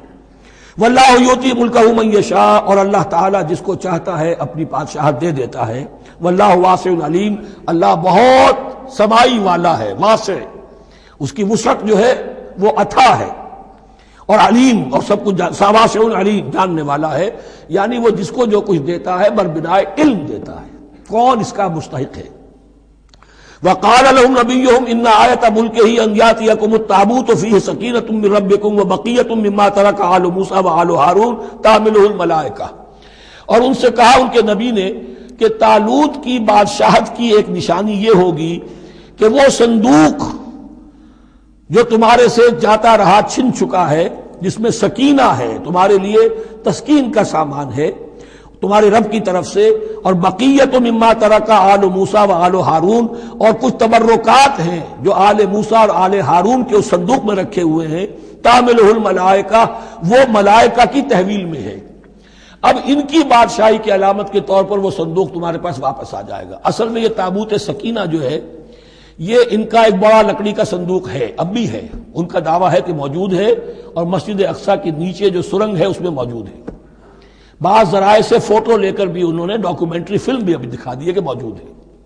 نبوکدنضر نے جب گرایا تھا 586 قبل مسیح میں، جو حضرت سلیمان کا بنایا ہوا ہیکل تھا، اس کے تہخانے میں وہ رہتا تھا، اور وہیں پر جو ربائی تھے وہاں موجود تھے، ربانیین، تو جب گرایا گیا ہے اس کو ہیکل کو تو اسی میں وہ دب گئے ہیں، لیکن وہ چاروں طرف سے جو بھی تہخانہ تھا بند ہو گیا ہوگا، اور وہاں پر ان کی لاشیں بھی ہیں اور تابوت سکینہ بھی ہے۔ لیکن ہوا یہ تھا کہ جب ان کے پڑوسی ملکوں نے انہیں شکستیں دی تو وہ تابوت سکینہ بھی چھین کر لے گئے۔ اب اس میں گویا کہ ان کے لیے بہت بڑی بات تھی کہ ان کے لیے کم سے کم ایک دل کی روحانی تسکین کا سامان تھا. ہمارے پاس حضرت موسیٰ کے تبرکات ہیں، عصائے موسیٰ اس میں ہے، رکھا ہوا ہے، اب بھی ہے. اسی طریقے سے اس میں وہ جو جن تختیوں پر تورات لکھی ہوئی دی گئی تھی حضرت موسیٰ کو، وہ موجود ہے، ان کے کہنے کے مطابق اب بھی ہے. تو اس طریقے سے ان کے لیے تسکین ہوتی تھی، جیسے کہ مسلمان کو خانہ کعبہ کو دیکھ کر تسکین ہوتی ہے. تو فرمایا اس میں تمہارے لیے سکینت بھی ہے اور تمہارے آل موسیٰ اور آل ہارون کے تبرکات بھی ہیں. تحملہ الملائکہ، اس وقت وہ ملائکہ کی تحویل میں ہوا یہ کہ جہاں وہ تابوت لے گئے ان کے دشمن، وہاں پلیگ آ گئی. انہوں نے سمجھا کوئی نحوست ہے اس کے اندر جس کی وجہ سے پلیگ آ گئی ہے. انہوں نے ایک چھکڑے کے اوپر اس کو رکھا اور بیلوں کو ہانک دیا، جاؤ جدھر جانا ہے. تو حضرت سموئیل نے ان سے کہا کہ طالوت کا اللہ کی طرف سے نامزد کیے جانا ایک علامت اس کی یہ ہوگی کہ وہ تمہاری تسکین کا سامان جو تم سے چھن گیا تھا، ان کے عہد عمارت میں یا ان کے عہد ملوکیت میں تمہیں واپس مل جائے گا، اور وہ فرشتوں کی تحویل میں ہے. تو ایک روز وہ چھکڑا جو ہے وہ لیے ہوئے وہ تابوت ان کے ہاں پہنچ گیا. ان فی ذلک لآیۃ لکم ان کنتم مؤمنین، یقیناً اس میں تمہارے لیے نشانی ہے اگر تم ماننے والے ہو. فلما فصل طالوت بالجنود، اب جب حضرت طالوت اپنے لشکروں کو لے کر چلے، ان میں سے جو لوگ تو انکار کر گئے رہ گئے، جو لوگ چلے ساتھ ان کو لے کر چلے. قال ان اللہ مبتلیکم بنہر، انہوں نے فرمایا اپنے لشکر والوں سے اللہ تعالیٰ تمہاری ایک آزمائش کرے گا ایک نہر سے، دریا سے. یہ جو ہے جارڈن ریور جارڈن، اس کو کراس کر کے پھر حملہ کرنا تھا.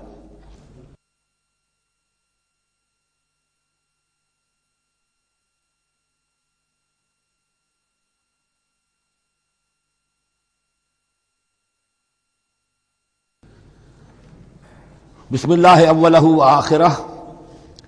فلما فصل طالوت بالجنود، تو جب طالوت اپنے لشکروں کو لے کر چلے، قال ان اللہ مبتلیکم بنہر، تو انہوں نے کہا کہ اللہ تعالیٰ تمہاری آزمائش کرے گا ایک دریا سے، یعنی دریائے اردن. فمن شرب منہ فلیس منی، جو اس میں سے پیٹ بھر کر پانی پیے گا وہ مجھ میں سے نہیں ہے. ومن لم یطعمہ فانہ منی، جو اس میں سے پانی نہیں پیے گا وہ میرا ساتھی ہے. الا من اغترف غرفۃ بیدہ، سوائے اس کے کہ کوئی صرف اپنے چلو سے اور وہ کچھ وہ ایک گھونٹ لے لے. یہ اصل میں ہر کمانڈر کے لیے ضروری ہوتا ہے کہ کسی بھی بڑی جنگ سے پہلے اپنے ساتھیوں کا مورال دیکھے، ڈسپلن کی حالت دیکھے. تو جیسے حضور نے بھی غزوہ بدر سے قبل مشاورت کی تھی کہ مسلمانوں ایک لشکر آ رہا ہے جنوب سے کیل کانٹے سے لیس، اور ایک قافلہ آ رہا ہے شمال سے، اور اللہ نے ان دو میں سے ایک کا وعدہ کیا تمہیں ضرور ملے گا، بتاؤ کدھر چلے. اندازہ ہو گیا کچھ لوگ جو کمزوری دکھا رہے تھے انہوں نے کہا چلے جی پہلے قافلہ لوٹ لیں، اور جو لوگ تھے باہمت انہوں نے کہا جو حضور آپ کی ارادہ ہو، جو آپ کا منشا ہو. تو یہاں بھی انہوں نے اس سے ٹیسٹ کیا ہے کہ آیا وہ میرے حکم کی پابندی کرتے ہیں یا نہیں کرتے. فشربوا منہ، تو ان سب نے بہتوں نے پیا اس میں سے خوب جی بھر کر. الا قلیلا منہم، سوائے ان میں سے بہت کم تعداد میں. فلما جاوزہ هو والذین آمنوا معہ، تو جب گزرے اس دریا کے پار، اترے وہ اور وہ لوگ جو ان کے ساتھ ساتھی اب اہل ایمان رہ گئے تھے. یعنی پہلی سکریننگ پہلے ہو چکی تھی جو قتال ہی کے منکر ہو گئے تھے، اور اس کے بعد دوسری ہو گئی ہے کہ جو اس چھلنی میں سے نہیں نکل سکے، وہ پانی پی کر بے سدھ ہو گئے. یہ ایسا ہی ہے جیسے غزوہ احد میں حضور صلی اللہ علیہ وسلم کے ساتھ 1000 آدمی مدینے سے نکلے تھے اور پھر عین وقت پر 300 آدمی ساتھ چھوڑ کر چلے گئے. تو جب انہوں نے دریا پار کر لیا، انہوں نے اور ان کے ساتھی اہل ایمان نے، قالوا لا طاقت لنا اليوم بجالوت وجنودہ، تو انہوں نے کہا کہ ہمارے اندر تو واقعتاً طاقت نہیں ہے کہ ہم جالوت کا اور اس کے لشکروں کا مقابلہ کر سکیں. یہ گولیت جس کو کہتے ہیں جالوت، یہ بڑا قوی ہیکل انسان تھا، اور اس کا جو زرہ بختر تھا وہ اتنا پورا جسم ڈھکا ہوا کہ سوائے آنکھ کے سوراخ کے اور کچھ نہیں تھا اس میں، جو نظر ہی نہیں آتا تھا. تو اس نے مبارزت کی اور کوئی بھی مقابلے پر نہیں آ رہا تھا. قال الذين يظنون انهم ملاقو الله كم من فئة قليلة غلبت فئة كثيرة باذن الله، تو کہا ان لوگوں نے جو یقین رکھتے تھے کہ اللہ سے ملاقات کرنی ہے کہ کئی مرتبہ ایسا ہوا ہے، کتنی مرتبہ ایسا ہوا ہے کہ چھوٹی جماعت غالب آ گئی ہے بڑی جماعت پر اللہ کے حکم سے. یعنی آگے بڑھو، ہمت کرو، اپنی جو ہے کم ہمتی کا ثبوت نہ دو، اللہ تعالیٰ کی نصرت سے، اللہ کی مدد سے تمہیں فتح حاصل ہو جائے گی۔ واللہ مع الصابرین، اللہ تو صابروں کے ساتھ ہے۔ وَلَمَّا بَرَزُوا لِجَالُوتَ وَجُنُودِهِ، تو جب وہ سامنے آئے جالوت اور اس کے لشکروں کے، برزا ظاہر ہو جانا، سامنے آمنے سامنے آ جانا، اب ادھر ان کا لشکر ہے طالوت علیہ السلام کا، اور ادھر وہ جالوت کا لشکر ہے۔ قالوا، اب انہوں نے دعا کی، ربنا افرغ علینا صبرا، اے اللہ ہم پر صبر انڈھیل دے۔ یہ افرغ کا لفظ ہوتا ہے کسی برتن سے پانی اس طرح گرا دینا کسی کے اوپر کہ وہ برتن خالی ہو جائے، گھڑوں پانی ڈال دینا یا کچھ اور برتن میں سے۔ افرغ علینا صبرا، ہم پر صبر انڈھیل دے، صبر کی بارش فرما دے۔ ربنا افرغ علینا صبرا وثبت اقدامنا، اور ہمارے قدموں کو جما دے، وانصرنا علی القوم الکافرین، اور ہماری مدد فرما ان کافروں کے مقابلے میں۔ یہی دعا گویا کہ تلقین کی جا رہی ہے اہل ایمان کو کہ جب بدر کے موقع پر تمہارا مقابلہ ہوگا تو تمہیں یہ دعا کرنی چاہیے۔ فَهَزَمُوهُمْ بِإِذْنِ اللَّهِ، تو انہوں نے بھگا دیا ان کو اللہ کے حکم سے، اللہ کے اذن سے، اللہ کی مشیت سے۔ وَقَتَلَ داود جالوتا، اور قتل کیا جالوت کو داود نے۔ یہ داود جو ہے تورات سے معلوم ہوتا گڈریے تھے، جنگلوں میں رہتے تھے اپنی بھیڑیں بکریاں لے کر، اور ان کے پاس ایک گوپیا ہوتا تھا، اس گوپیے کے اندر پتھر رکھ کر اس کو گھما کر وہ مارتے تھے، لیکن نشانہ اتنا صحیح تھا کہ اس سے وہ کہتے تھے کہ میں شیروں کے جبڑے توڑ دیتا ہوں۔ جب کبھی شیر آتے ہیں میرے بھیڑوں بکریوں کے گلوں پر حملے کے لیے، تو جب وہ آ گئے اتفاق سے، جب لشکر آمنے سامنے تھے، ادھر جالوت للکار رہا ہے آئے کوئی میرے مقابلے میں، ادھر سب کے سب سہمے کھڑے ہیں، کوئی آگے نہیں نکل رہا، تو حضرت طالوت آئے، یہ حضرت داود آ گئے اتفاقاً۔ کہا معلوم ہوا کیا سچویشن ہے، یہ ہے کہ اچھا ٹھیک ہے، میں اس غیر مختون کا میں معاملہ کرتا ہوں، اس لیے کہ یہ ان کے یہاں سب سے بڑی گالی تھی۔ حضرت ابراہیم کی ملت میں ہے ختنہ، اور یہ جو کفار اور مشرک تھے ان کے ہاں ختنہ نہیں تھی، تو نامختون ہونا ان کے ہاں یہ سب سے بڑی گالی تھی۔ اس نامختون کا پھر جو ہے میں اس کو کیفر کردار تک پہنچاؤں گا، میرے پاس یہ گوپیا ہے اور میں تو شیروں کے جبڑے توڑ دیا کرتا ہوں۔ انہوں نے پھر وہ پتھر رکھ کر اور گھمایا ہے، اور سیدھا وہ آنکھ کے سوراخ سے اس کے بھیجے کے اندر اتر گیا، اور اس طریقے سے قتل داود و جالوتا، داود نے جالوت کو قتل کیا، اور اللہ تعالیٰ نے پھر ان کو جو براتی بتا کیے، وَآتَاهُ اللَّهُ الْمُلْكَ وَالْحِكْمَةَ وَعَلَّمَهُ مِمَّا يَشَاءُ۔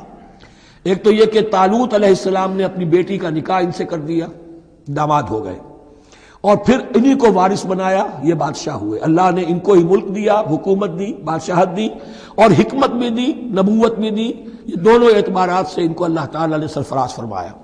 وَعَلَّمَهُ مِمَّا يَشَاءُ، اور پھر اسے سکھایا جو کچھ کہ اللہ نے چاہا۔ وَلَوْلَا دَفْعُ اللَّهِ النَّاسَ بَعْضَهُمْ بِبَعْضٍ، اور اگر اس طریقے سے اللہ ایک گروہ کو دوسرے کے ذریعے سے دفع نہ کرتا رہے، زمین میں فساد ہوتا ہے تو اللہ تعالیٰ کو شکل ایسی پیدا کرتا ہے کہ کسی اور گروہ کو سامنے لا کر مفسدوں کا خاتمہ کرتا ہے۔ اگر ایسا نہ ہوتا، وَلَوْلَا دَفْعُ اللَّهِ النَّاسَ بَعْضَهُمْ بِبَعْضٍ لَفَسَدَتِ الْأَرْضُ، تو زمین میں فساد ہی فساد پھیل گیا ہوتا۔ اللہ تعالیٰ نے ان جنگوں کے ذریعے سے ہر بڑا فرعون جو آتا، ہر فرعون موسیٰ، اللہ تعالیٰ نے کوئی نہ کوئی اس کے لیے علاج تجویز کیا ہوا ہے۔ وَلَوْلَا دَفْعُ اللَّهِ النَّاسَ بَعْضَهُمْ بِبَعْضٍ لفسدت الارض ولكن اللہ ذو فضل علی العالمین، لیکن اللہ تعالیٰ تو تمام جہانوں پر بڑا فضل کرنے والا ہے۔ تلک آیات اللہ نتلوها علیک بالحق، یہ اللہ کی آیات ہیں جو ہم پڑھ کر آپ کو سنا رہے ہیں حق کے ساتھ۔ یہ قول گویا کہ حضرت جبرائیل کی طرف منسوب ہوگا، یہ اللہ کی آیات ہیں اے مسلمانوں، اے محمد صلی اللہ علیہ وسلم، جو ہم آپ کو سنا رہے ہیں حق کے ساتھ۔ وَإِنَّكَ لَمِنَ الْمُرْسَلِينَ، اور یقیناً اے محمد صلی اللہ علیہ وسلم آپ رسولوں میں سے ہیں۔ تِلْكَ الرُّسُلُ فَضَّلْنَا بَعْضَهُمْ عَلَى بَعْضٍ، ایک بہت اہم قانون بیان ہو رہا ہے، ان رسولوں میں سے ہم نے بعض کو بعض پر فضیلت دی ہے۔ یہ میں پہلے بیان کر چکا ہوں کل، تفریق بین الرسل کفر ہے، تفضیل یہ قرآن سے ثابت ہے، کوئی افضل ہے اور کوئی مفضول ہے، کسی کو کسی اعتبار سے فضیلت ہے، کسی کو کسی اور اعتبار سے فضیلت، جزوی فضیلت ہے، مختلف لوگوں کی ہو سکتی ہے، کلی فضیلت تمام انبیاء اور رسول پر محمد الرسول اللہ کو حاصل ہے۔ تلک الرسل فضلنا بعضهم علی بعض منهم من کلم اللہ، ان میں سے وہ بھی تھے جن سے اللہ نے کلام فرمایا، حضرت موسیٰ علیہ السلام۔ ورفع بعضهم درجات، اور بعضوں کے اور کسی اعتبار سے درجات بڑھا دیے. وآتینا عیسی ابن مریم، اور ہم نے عیسیٰ ابن مریم کو البینات بڑے کھلے معجزے دیے. وأیدناہ بروح القدس، اور ان کی مدد فرمائی حضرت جبرائیل کے ساتھ. وَلَوْ شَاءَ اللَّهُ مَا اقْتَتَلَ الَّذِينَ مِن بَعْدِهِمْ مِن بَعْدِ مَا جَاءَتْهُمُ الْبَيِّنَاتُ، لیکن اللہ چاہتا تو یہ آپس میں نہ لڑتے جھگڑتے، نہ یہودیوں کی آپس میں جنگیں ہوتی، نہ یہودیوں اور نصرانیوں کی ہوتی، نہ نصرانیوں کے فرقے ایک دوسرے سے لڑتے. وَلَوْ شَاءَ اللَّهُ مَا اقْتَتَلَ الَّذِينَ مِن بَعْدِهِمْ مِن بَعْدِ مَا جَاءَتْهُمُ الْبَيِّنَاتُ، اس کے بعد کہ ان کے پاس واضح تعلیمات آ چکی تھیں. وَلَٰكِنِ اخْتَلَفُوا، لیکن انہوں نے اختلاف کیا.